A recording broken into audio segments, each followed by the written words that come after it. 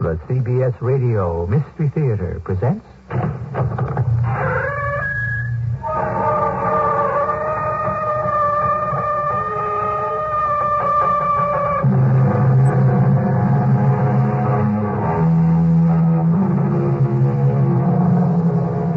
Come in. Welcome. I'm E.G. Marshall. Today, the conclusion of a 5-part version of Bulwer-Lytton's tremendous book, The Last Days of Pompeii. Our theater of the mind takes advantage of your imagination, inviting you to actually take part in this fatal and total destruction of an ancient city and the annihilation of its people. Lives, loves, and dreams come to life because you will them to life. To you, they are flesh and blood. Their deeds and misdeeds as vivid as your neighbors', and their heroism as inspiring. Stay with us for the last day of Pompeii. We cannot sit here like rats in a trap and do nothing. What would you have me do, Oriana? Stop Vesuvius? We must save ourselves so that we can tell this story to others. What children? What children? Pompeii is being buried. There will be no more children. That is our fate.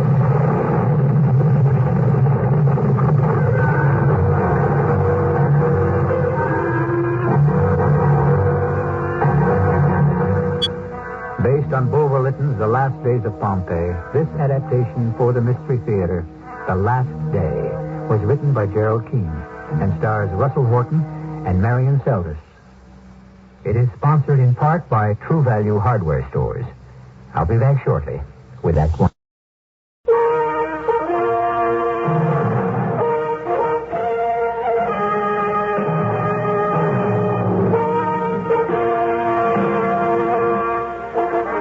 The city at the edge of the Bay of Naples in Italy lies stricken. Terror stalks the streets as Vesuvius, a volcano dormant for 1,000 years, awakens and spits death into the sky. To bring us up to date, let me call upon that young Greek architect, Marcus Aurelius Rufus, who happened to be living on Roman soil in that seaside suburb of Pompeii, that fateful third week in August, 79 A.D., 1,900 years ago. When death is close, events past do flash before you. As the screams and shouts of those running from Pompeii sounded outside the house of the marble faun, I sat with the girl I'd planned to marry, Oriana, and my blind servant, girl Lydia, resigned to the deluge of cinders and ashes and the tide of lava that would soon bury us. Accidents had ruled my life, it seemed. Like the first day I'd met this blind girl. I'd been walking home with an old friend, Diomed, the ship owner. That chariot is out of control. Diomed is coming this way. We'd better duck into this doorway. Great Jove, there's a girl crossing the avenue. Doesn't she see it? Look out! Marcus, what are you doing? Come back here! Hold on to me, girl. We're going to jump for it.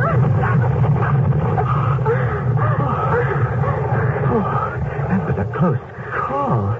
What's wrong with you? Didn't you hear me shouting? You saved my life, sir. I know I did. I almost lost mine. You're supposed to look when you cross the road. I'm But didn't you sorry, see or hear anything? Are you deaf, dumb, and blind? No, Your Grace. Only blind. Then, the accident of meeting Oriana. That night, her brother was attacked in the street. I'd driven off the ruffians and helped the young man to his house. I can't thank you enough for rescuing my brother. I had no idea his sister was the Oriana. Is that so extraordinary? To me, it is. I've wanted to meet you ever since I came to Pompeii from Athens. Have you? Well, good night. And thank you again, Marcus Rufus.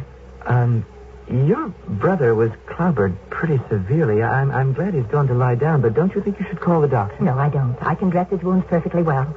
You don't mind the sight of blood? You ask that because I'm a woman. Well, I suppose I do. Don't you know, Marcus Rufus, the female of the species is far hardier than the male. Mm-hmm. In what way? In all ways. You men may have made war and thrown spears for a longer time than we, but women are still stronger and braver and able to stand more pain. Tell me more, Oriana. It's high time today, 79 years after the birth of Christ, for women to feel equal and to stand up for themselves. Jesus Christ? That revolution? And about time someone started that revolution. loving thy neighbor and his other teachings, are far more just and powerful than the superstitions Rome and Pompeii live by.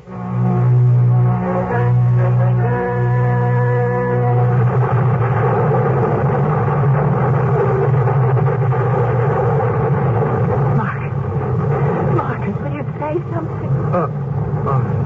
Sorry, Oriana. I was just remembering how I met you, Lydia. It was only 5 days ago, Master.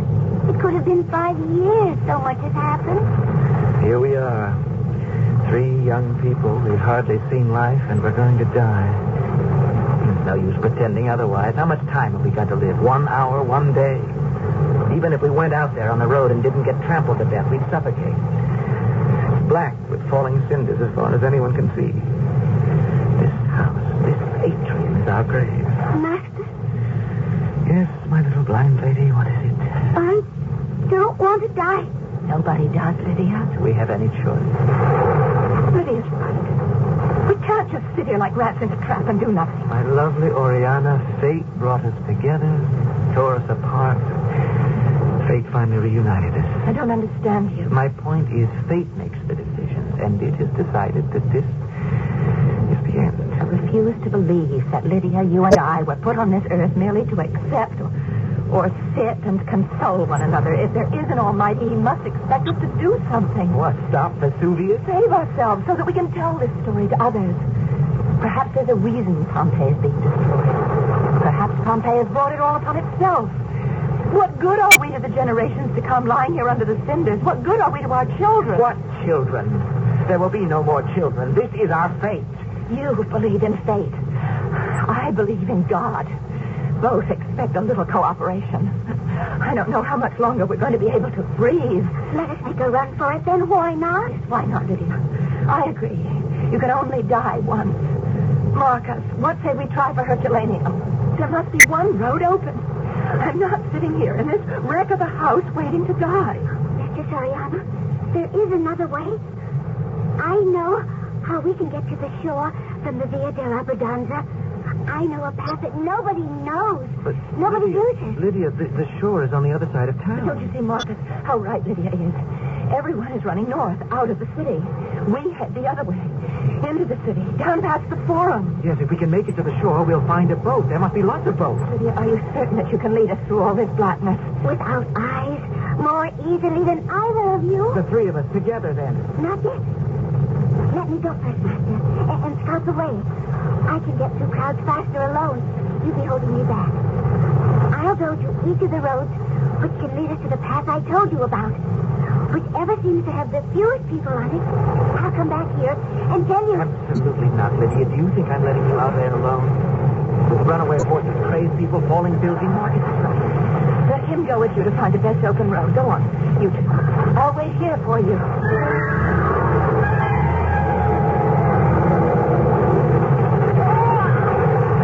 Lydia, someone's left a baby here in the doorway. Little one, where's your mother? Oh, dear little one. No. There's nobody even looking this way. I can't think where the mother is. People are running by. No one's stopping. Little one, don't cry. There's a baby here. Can the mother of this baby hear me? I'm looking for my own children. I haven't got time. Lydia, they cannot wait here any longer. We must find a way to the shore. There. All right. Oh, I have you in my arms, little thing. No, I won't put you down. Lydia, please, will you put it down and come? I am not leaving this child here, of course not. We can't carry it with us. Besides, the mother probably just left it here and went back to her house to fetch something. Now, all right, put it back in the doorway. It's not an it, it's a baby. Master, I'm not going away. I shall wait for the mother. Lydia, listen to reason, please. Oriana is waiting for us. Master, I should not refuse you. It is the duty of a slave to obey. But the gods will punish me, I know, if I abandon this small thing. All right, have it your own way. I'll go on and reconnoiter and come back here for you. Now, you wait here, Lydia. I'll be back as soon as I can.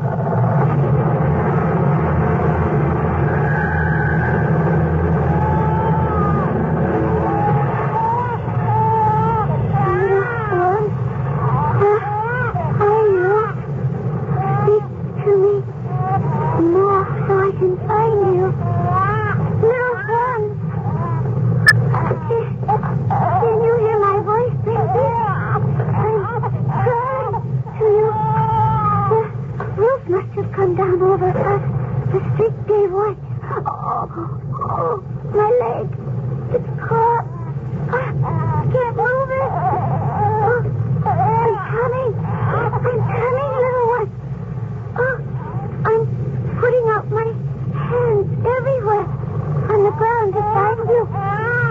Speak again, little darling. Go on. I found you. Oh, there. Isn't that nice? Oh, you feel so well in my arms. Oh, my leg. I must have twisted it underneath. If I could only turn a little and untwist it. No, don't worry, little darling. I'm not going to move. I'm not leaving you. Oh, I can feel your tiny little fist. It's so sweet. You don't have to worry. Someone will find us. This is what happened to me when I was a little girl. I was left on a doorstep, just like you. And someone found me.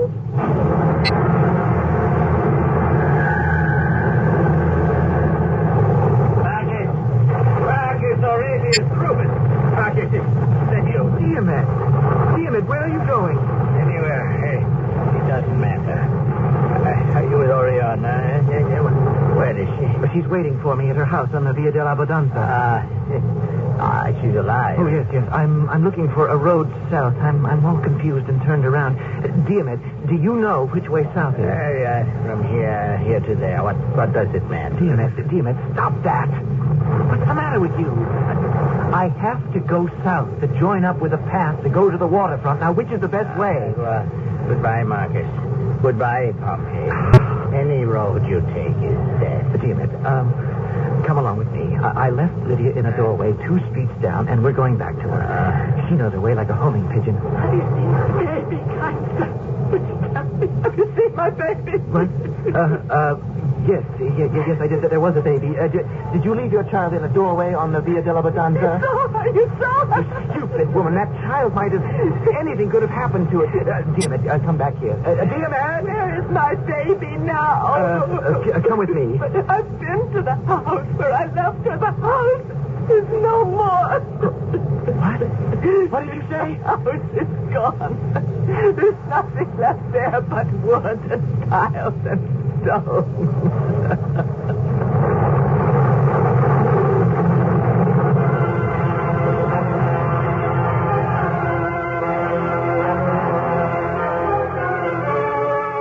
Pliny, the Roman author and administrator, was an eyewitness to the eruption of Vesuvius in 79 A.D. He describes it as a cloud like a huge pine tree, shooting up to great height, a tall trunk of fire and smoke with branches of falling cinders. The cloud, sometimes bright, sometimes dark, spotted with earth and rocks. A terrible sight to behold. I shall return shortly with Act 2.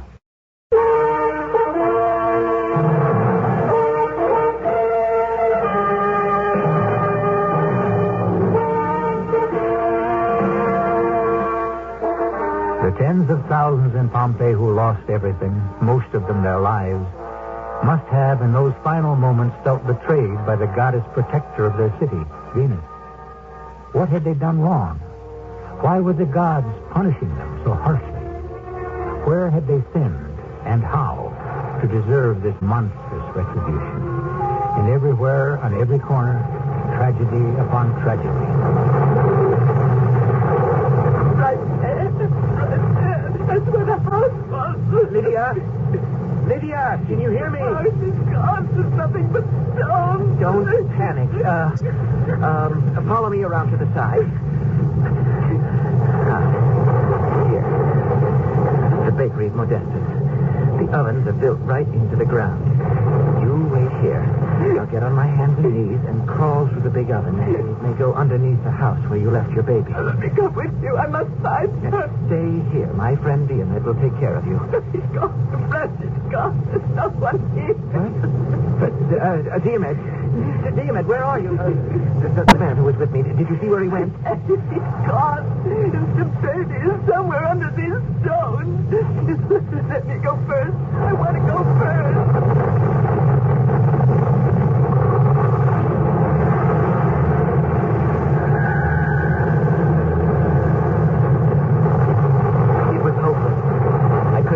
To help me. Rubble from 2 houses higher than my head.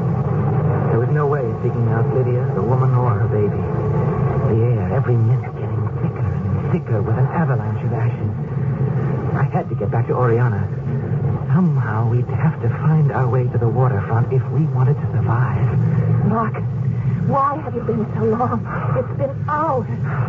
Where's Lydia? I don't know, Oriana. She may be dead. A building collapsed on her. That's all I can tell you. Oh, no. You didn't find the way? I thought Lydia was... Oh, we became separated. There was a tiny baby abandoned by its mother. I told Lydia to come along with me. She wouldn't. She would not leave the baby. That mother must have been desperate to leave an infant alone like that. Oh, they're all buried together now. Lydia was our only hope. Oriana, let's decide. I've decided. You lead the way, Marcus. Wherever it is, at least we'll be together. Ashes already knee-deep. In some places, lava was boiling into the houses. Blazing rocks chopping on roofs, setting fires, bouncing into the streets, killing horses, overturning chariots. Citizens gasping, choking, falling into the road like sheaves of wheat. Oriana and I beat off the cinders with our hands. Slowly, carefully, we crossed the town, the forum, out the sea gate, and finally came to the waterfront. Only one building was standing, all stone. The tavern where Diomed and I so often met. We ran inside. Marcus, there's a man drinking at a table in the corner. Diomed, I can't believe it. What are you doing? Having myself a cup of wine. Sit, all of you. Oh, Oriana, welcome. We met once in the Imperial box at the gladiatorial games. I don't know whether you remember. Diomed, well, why didn't you stay with us? Your little blind slave showed me the way back to my boat. Lydia's here. I had to say farewell to my boat. My galleys are sunk. My warehouses are on fire. Diomed, try to make sense. Listen to me. Where is Lydia? Lydia? You say she brought you here. Now, where is she? Master, is that your voice? Lydia? Lydia, look at you. Your leg. What happened to it? It will be all right, Master. Mrs. Oriana, is that you? Oh, sweet Lydia. Never mind. You're safe. Marcus told me about you and that baby. The gods were with me. I managed to crawl up with the baby safely. Oh. And the mother came and took her. Oh, and welcome to the end of the world, my friend. Diomed, there is no time. Now, where are your folks? I leave life with a taste of grape on my lips. Oriana, I've never seen him like this. Your daughter, Julia, your wife, are they safe? They are dead, Marcus. Both dead. When I reached my house, I went down to the cellar. Death had arrived before I did. There they were. My two ladies, sitting, waiting for me, asphyxiated by the fumes. Oh, dear Diomed, I'm so sorry to hear of your great loss. Well, my dear Oriana, I'm glad you and Marcus are alive together. So, tell me, Marcus, what did we struggle for, huh? You, an architect building houses, me with my ships to bring food to people. The giant mountain we thought was asleep. It woke up and reached out with flames, and all our houses and our ships are gone in smoke. But we must live, Diomed. There's still time to do something. But is it worth the effort? Before old Vesuvius is done, he will have dug all our graves and buried all of Pompeii. So, let us fill our cups with wine and drink to an honorable death. I refuse to drink to death. Lydia! Master Diomed, I didn't lead you out of the city to hear you speak like this. Lydia's right. Diomed, what would your wife and daughter say if they heard you giving up? Yes, forgive me. Forgive me, all of you. It's agreed then. We take to the water. Yes. I have 4 sailboats riding at anchor, not 50 yards from here. One of them surely must be seaworthy. Yes, the child is right. Now, one for 4 of us will sail as far as the winds will take us. We ran outside. Only 2 of Diomed's sailboats were seaworthy. The other 2 charred wrecks. We chose the larger. Flaming rocks dropped around us as if launched from an enemy catapult. Diomed took the oars, Oriana the tiller. I untied the rope, pushed us off, and jumped in. You have a second pair of oars, Diomed? Yes. Stowed away with the provisions. We each take one of these. Here, I'll move over. You take the left oar. There. Why don't we hoist sail? We'd move faster. No. There are too many flaming stones and burning cinders to set our sail on fire. Now, first we'll row as fast as we can out of the danger area, and then up with the sails. Oriana, set your course to the mouth of the Arno, then turn into the bay from Vesuvius. Ahoy there! Hello! Who is that on shore calling to us? I can barely see someone waving from the wharf. Oh, we're not that far. He looks familiar, but with all that black smoke and that curtain of cinders, I can't make him out. Show your hands, Henry Cole! What? Cole! Henry Cole! There's a boat here with no oars!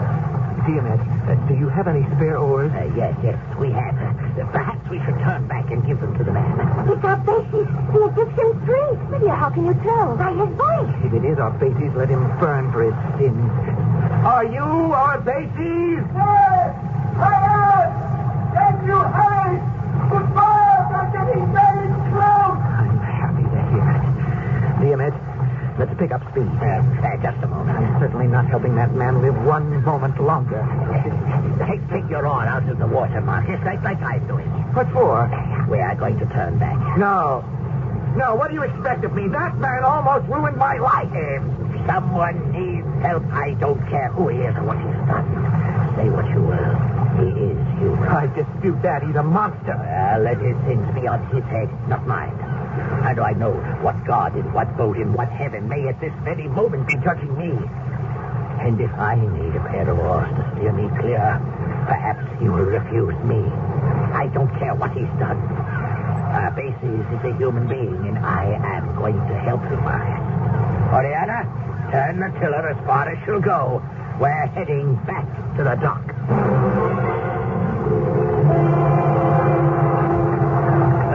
Ease up on your arm, Marcus. Now, here, backwater with me. Here, hold her steady, Oriana. When we're alongside, I want you to hand the spares to Arbaces. You'll be closest to him. As long as I don't have to be any closer than a 10-foot oar. Very good of you to come back. Goodness had nothing to do with it. Catch hold of the stern, will you? Got it.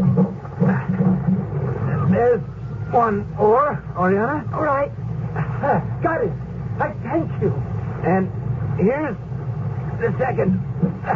Well, thank you a second time. Diomed, I take it that skiff over there is yours. Help yourself. It'll be firewood if it's left there. Quite a few large sacks you're carrying, Arbaces. Yes, as many as I could handle. Could they be gold? Let us say they are all my worldly possessions, except one. And I think I shall avail myself of that right now. What are you doing? Let go of me! Thank you, Oriana. I am barely lifting you off the boat. No, let go of me! Arbaces, let go of her. If you don't release Oriana this instant, I'll tell you. Marcus, if you so much as move 1 millimeter from that seat in the boat, just one, I am warning you. Your Oriana will feel my hands tighten about her throat. Marcus, keep talking to him. He can't really see us now. Now there's a curtain of black cinders covering the dock. Start rowing. Marcus, very wise of you. Take my advice and row away. Oriana is safe with me. We shall do as you say, Arbaces.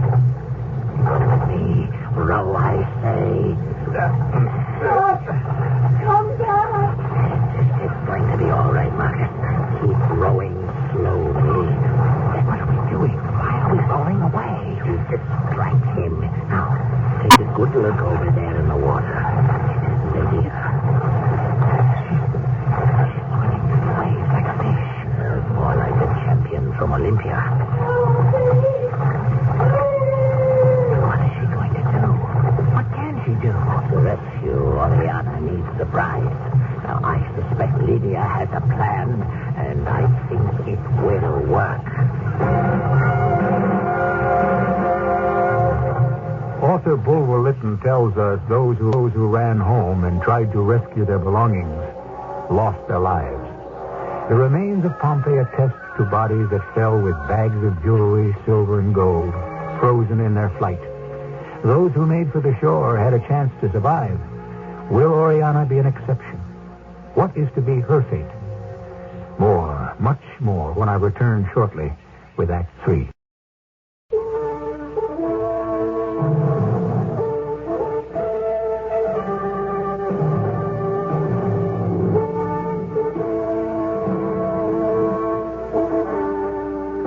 Boat with 2 men at the oars. Refugees from the burning city of Pompeii drifts offshore. The beautiful Oriana is being held against her will by an Egyptian priest. He is mad, no doubt. But how does one deal with a madman? Unseen, Lydia, the blind girl, climbs slowly, hand over hand, up onto the dock where Oriana is being held captive. Struggling, Oriana. You'll never get back into that boat. They have deserted you. I won't go with you. You've broken them. Stop the water.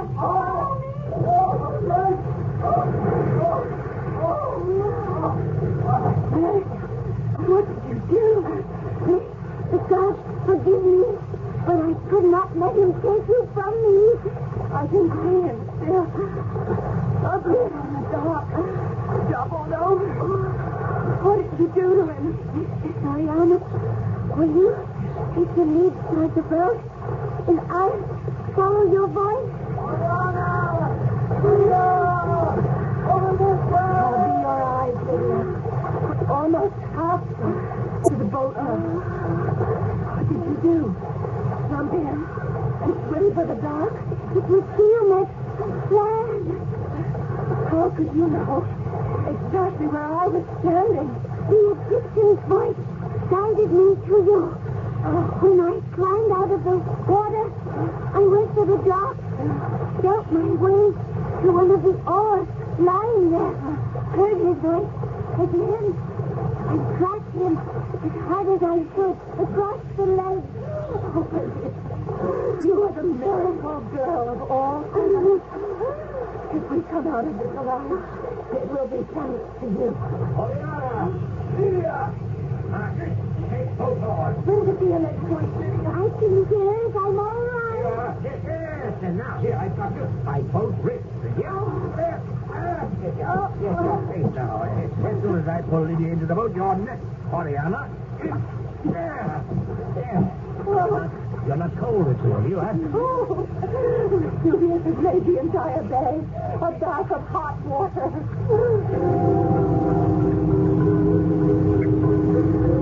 With Oriana and Lydia safe in the stern, Diomed and I rowed as fast as we could, zigzagging across the bay to avoid the falling ice. At last, we were out of range of the black, burning death. The moon appeared. We dropped anchors. It's hard to believe we have left all that behind us. Lydia, there are no words to thank you.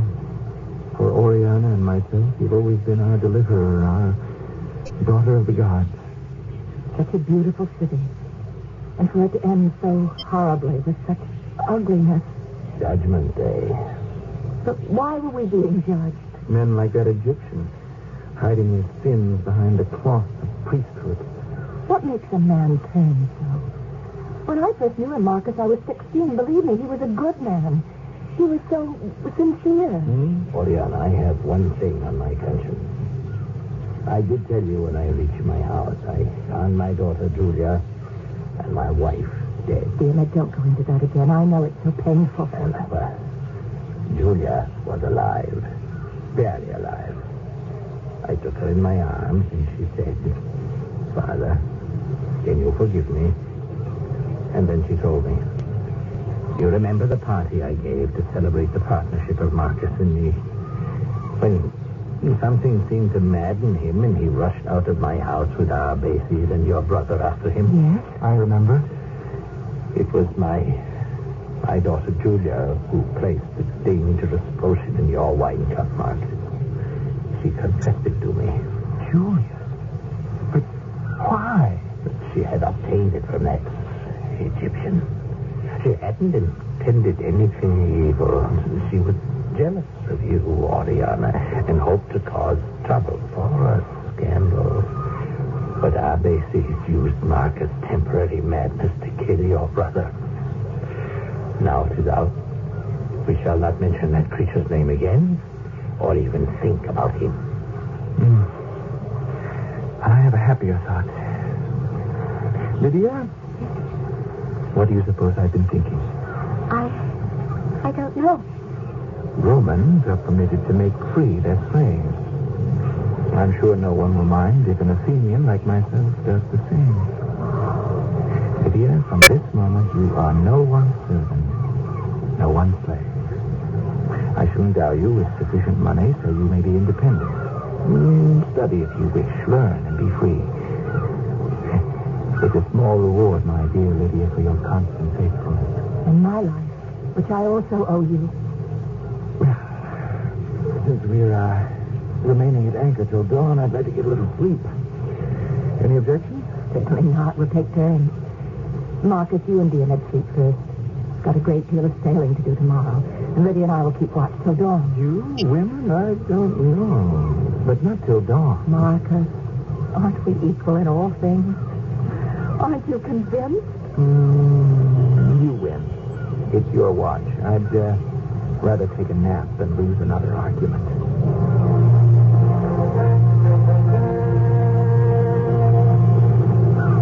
Diana, are they asleep? Think so? What does it look like out there? I can hear the water. It's so quiet. Could you describe it for me? Well, you're right. The bay is quiet. Waves gentle, back and forth, like a cradle, you know. That soft, slow motion of a cradle rocked by a mother. We had no cradle in my home, Fauna. But your mother must have held you in her arms. I was an abandoned baby. Perhaps that's why I could never see. Oh, Lydia, I say to myself every day, why should such a lovely girl as you be so afflicted? We all have things we don't like to think about, mistress. That is You mine. must not call me mistress anymore. You're a free woman now. Yes, I forgot. Hello! I need help! There's someone out there in the water calling. I can hear, but I can't see them. Should we pull up anchor and row to them? No, better not. I hate to wake Marcus and Diomed when they're so exhausted. Hello! Hello? Are you all right? My boat capsized! Can we help? I'm paddling with one oar. I'm trying to find you in this pitch black and get closer. Arbaces! Oriana, it seems fate won't allow us to be separated. Master! Master! Master, please! Wake up! What is it? The Egyptian! Our old friend. What do you want, Arbaces? I want to come aboard. I don't know how much longer this wreck will stay afloat. We have no room for you here. Perhaps I can persuade you. Diomed, grab your oar. Let's row. Got a spear! Do I come aboard? I won't hesitate to bring this javelin down right where you're sitting, you murderer! Let me help you pull that anchor, Lydia. Diomed, shove your oar up against this hull and give it a good heave. I can't get the oar out of the wall. He brought down that javelin right through his own body. He's sinking.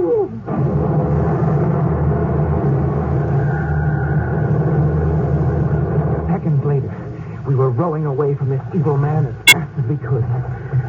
Did he hang on to what was left of his sinking craft? We never found out. Greed and anger had cast him adrift and sunk him. I've no doubt the bags of gold he had stolen had capsized. His fate was no longer in his own hands, but in the hands of the gods. We dropped anchor further out. The women kept watch. It's a long night keeping watch. Especially when two people have only one set of eyes. Oh, if you just could be here. It's very reassuring, Lydia. Mr. Soriano, tell me more what you can see.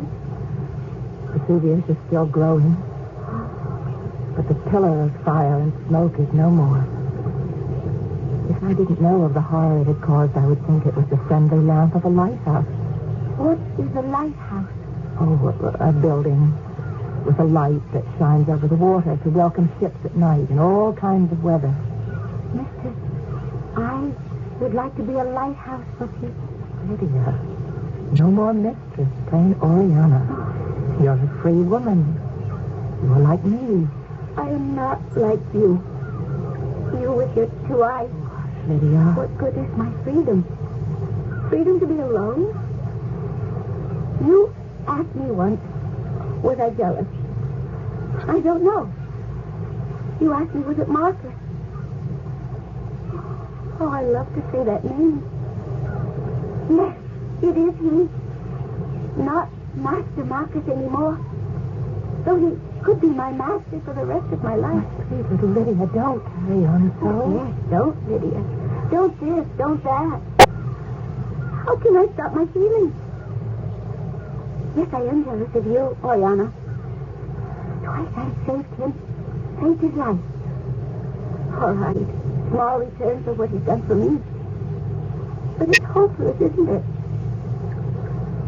Isn't it? I told you once, someday the right man will appear for you. He has.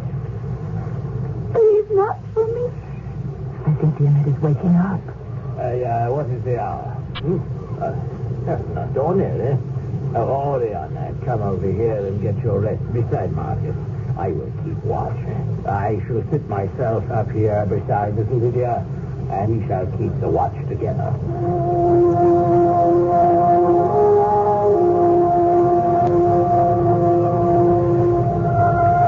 When I awoke, it was dawn. The sky clear. Oriana was asleep, her head resting on my lap. Diomed sprawled across the pillar, also fast asleep. But Lydia, where was she? Diomed, Oriana, wake up. What is it? We're drifting. What? Drifting? Where is Lydia? What? Lydia? What? Could I have dreamed it? Dreamed what? Oriana, look all around you. She must be out there somewhere. What were you dreaming, Diomed? That I saw Lydia get up and move quietly, slowly, to where you were sleeping, Marcus.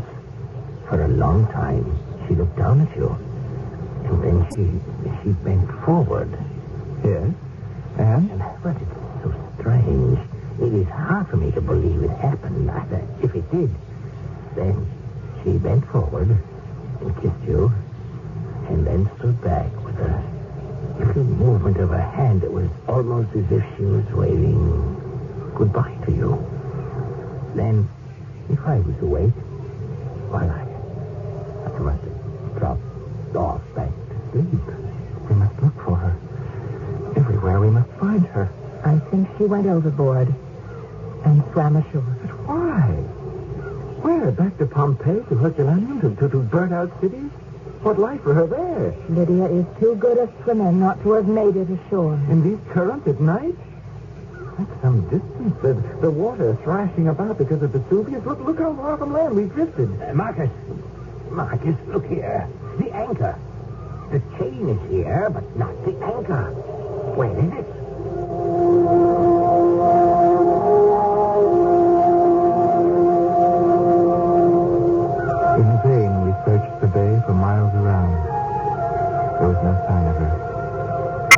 dreaded to think what she must have done. Tied herself to the anchor and disappeared forever. There is always the hope, of course, that our sweet Lydia, once a slave, lives somewhere. But so far as we know, our beloved friend never lived to enjoy one day of her new freedom.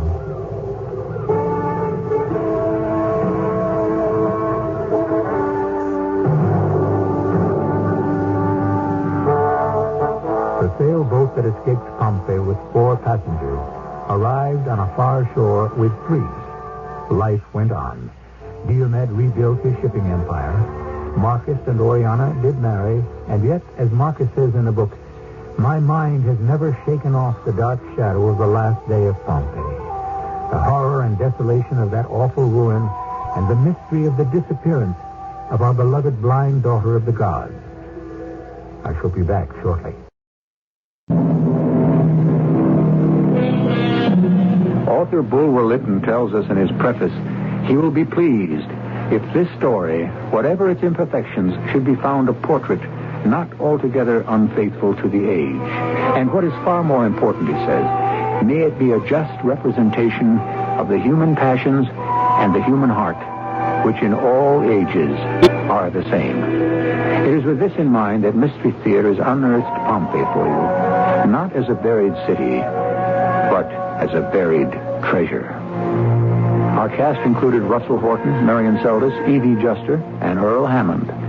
The entire production was under the direction of Hyman Brown. And now, a preview of our next tale. Any negativism may serve as a fuel for a bonfire. Oh, come on. You're talking to me. It's the truth. Fortunately, I was able to retrieve the situation. Yeah, I guess you were. You have a positively murderous look in your eyes. I do? You've been very hostile lately, and it shows. I guess it does. You look angry enough to kill somebody. I guess I am. That's why I went out and bought one of these. That's a revolver. No, it's not. It's an automatic. See? You don't know everything. You do realize you're pointing it at me. How nonchalantly well-bred we've become. A far cry indeed from Murphy's Diner. But just one little pull on the trigger, and you fall from that high estate. Down.